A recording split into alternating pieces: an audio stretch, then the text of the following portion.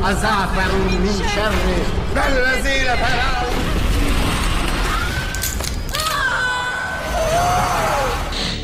Halo teman-teman semua, senang bisa bertemu kembali dan selamat datang di channel 040 Review. Di video kali ini, gua mau ngerangkum sebuah film horor dari Turki berjudul Sicin. Film ini menceritakan tentang seorang wanita yang mencintai sepupunya yang sudah berkeluarga. Cintanya itu membuatnya gelap mata, hingga wanita ini nekat mendatangi seorang dukun yang tersohor dan mengirim sebuah santet yang mengerikan kepada istri sepupunya. Bagaimana cerita keseraman santet ini? Mari kita mulai ceritanya.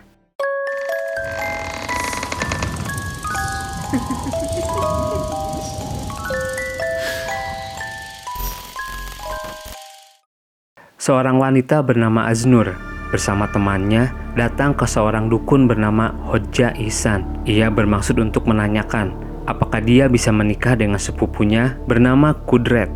Dukun itu lalu merapalkan mantra hingga sosok jin lalu merasuki tubuh teman Aznur dan memberitahu Kudret bukanlah lelaki yang tepat dan akan membawa petaka untuk Aznur. 12 tahun kemudian, Aznur mendatangi toko daging milik Kudret dan ia mengatakan telah mengandung anak Kudret dari hasil hubungan gelap mereka. Aznur meminta Kudret untuk menikahinya. Kudret tampak geram dan menolaknya, lalu menyuruh Aznur untuk menggugurkan kandungannya. Mereka bertengkar dan Kudret memukul Aznur hingga mengalami pendarahan. Aznur lalu dibawa ke rumah sakit dan bayi dalam kandungan Aznur tidak selamat. Setelah kejadian ini, Kudret meminta Aznur untuk menjauhi dirinya.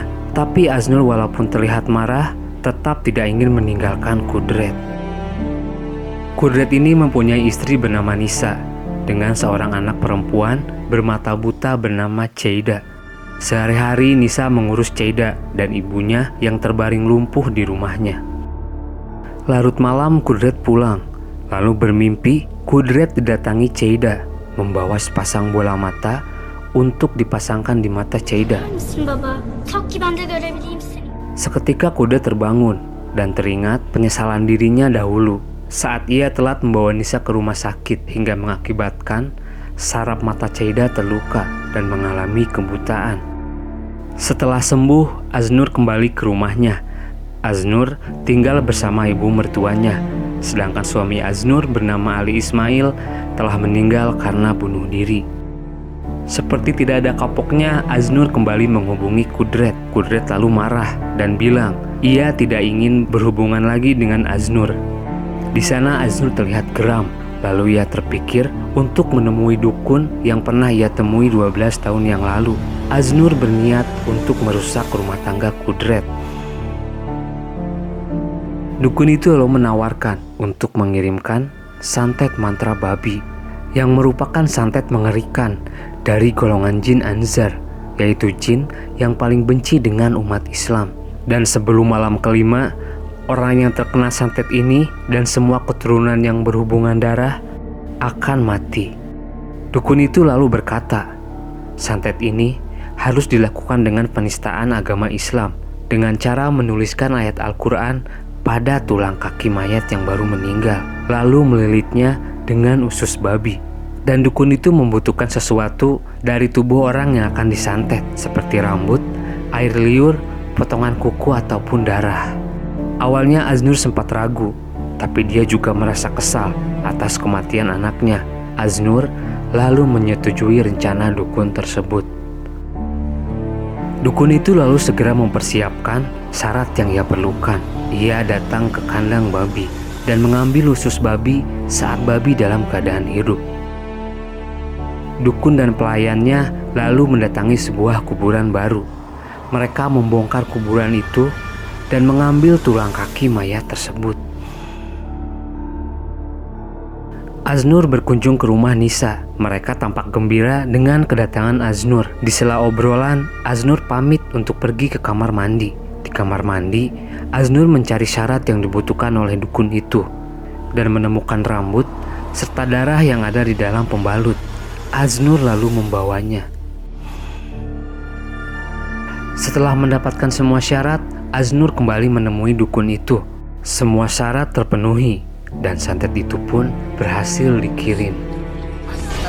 أزعفر من شر.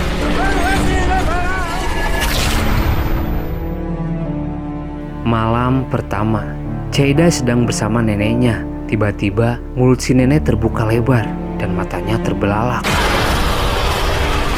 Begitu juga dengan Nisa. Ia melaksanakan sholat malam.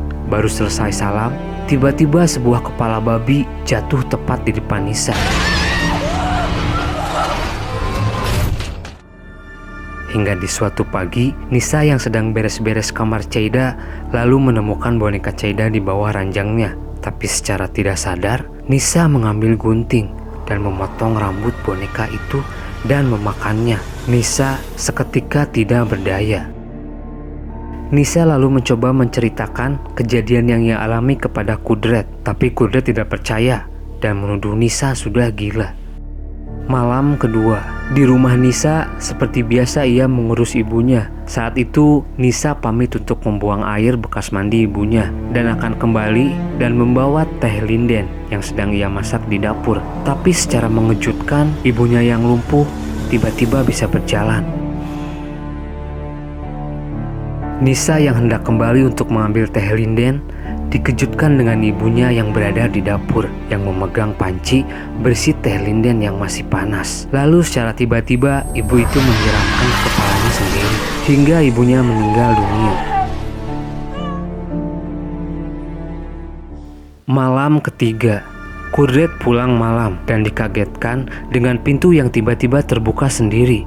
Ia mendengar Chaida memanggil namanya. Saat ia hampiri, ia melihat sosok Nisa dan Aznur yang menyeramkan.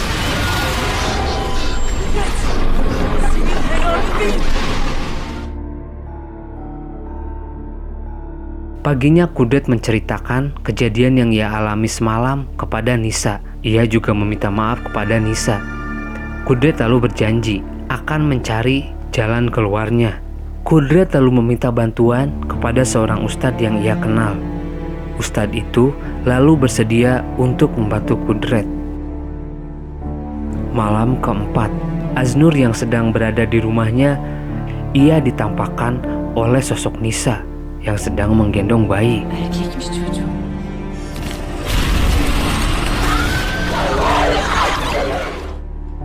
Aznur tampak ketakutan.